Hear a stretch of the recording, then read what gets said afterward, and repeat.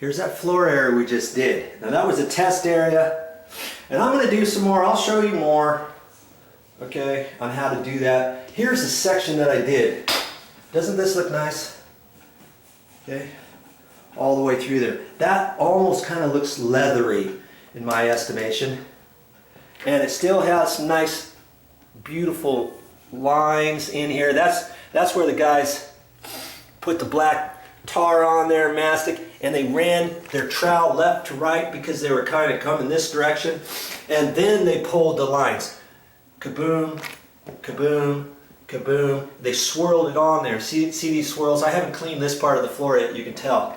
But it just leaves more character. Look at all the nice little dots along the side there. You got a little bit of paint from the baseboard.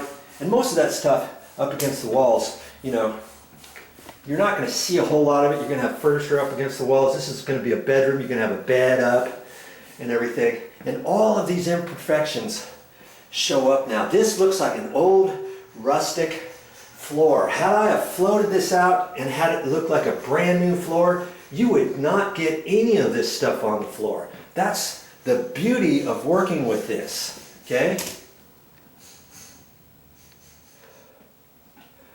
This was the once over, and I used my sponge.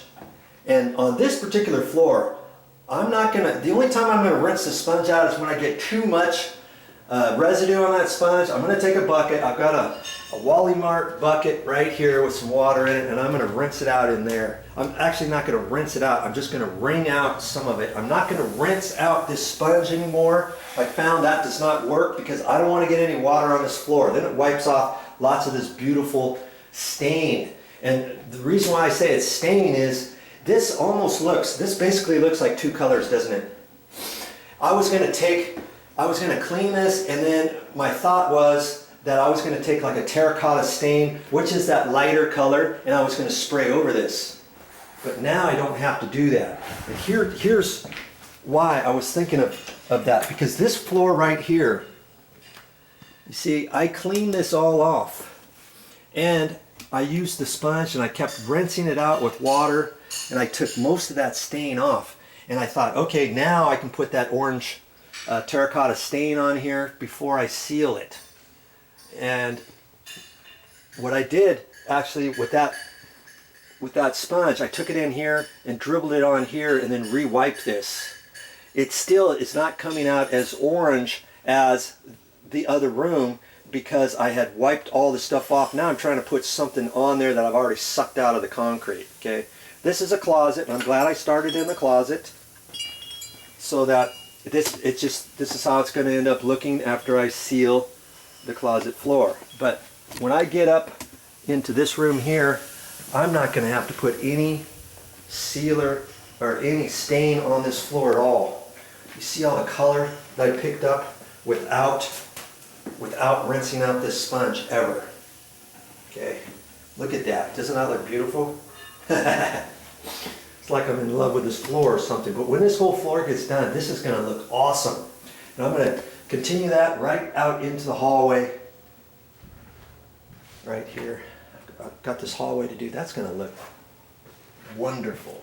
And this front room, I'm going to end up doing this whole entire room. And there's some nice laminate flooring in the kitchen. That's going to blend in very nice with this floor. And there's the scraper that I used, by the way, that long, tall scraper. I used that, and I'm going to end up using that on this floor. And it's helping.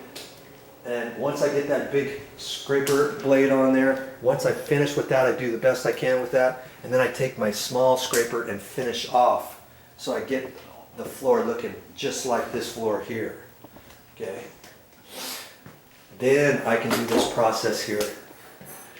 And I just saved some more money because I won't have to purchase any stain at all. All I have to do is get sealer, and you're thinking about sealing your floor after it gets up to this point. How are you going to install that sealer? I seal it with a Hudson sprayer. Yeah, I can take a Hudson sprayer and I can spray over that little like a fog type on there. And then I'll put 2 coats on that. Another way you could do it, I guess you could get sealer and put it on with a paintbrush and a roller, you know.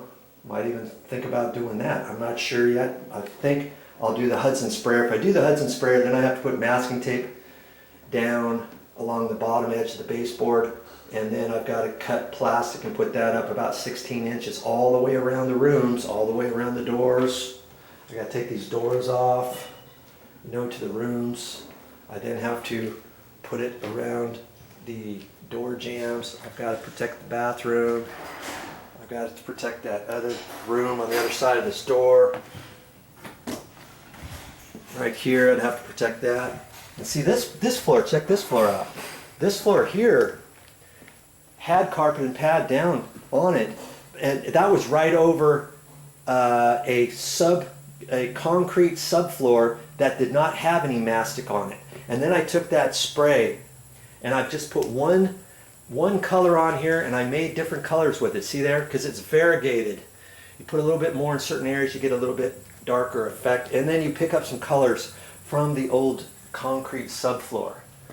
But see, this floor here had mastic on it, so no matter what I do to that floor, there's no way I can get it exactly like this floor. But that's okay. There's a door here. This is a different room, and so I'm going to have two different effects here. That's going to look nice. Stick with your project. Keep watching my videos, because I want to show you how to do your floors this way. I've showed you just about everything up till now, but I'm going to continue showing you more videos. Why? Because I can. Hey, you might think, okay, Joe, I got the idea. I know how to do it now. Well, you stick around, because the more I show, the more I talk, the more you learn. If you're so inclined to decide to have a positive outlook on it, I'm not going to be rambling to you. I'm going to be giving you information. That's what my channel is about. And I want you to also see all the steps that I have to go through in order to do a project. And I've done all this on my own so far. And I'm going to continue, just keep going, just like the Energizer Bunny. I'm going to get this little section done. My goal for today is to get this section of floor done right here and this entire hallway. Okay?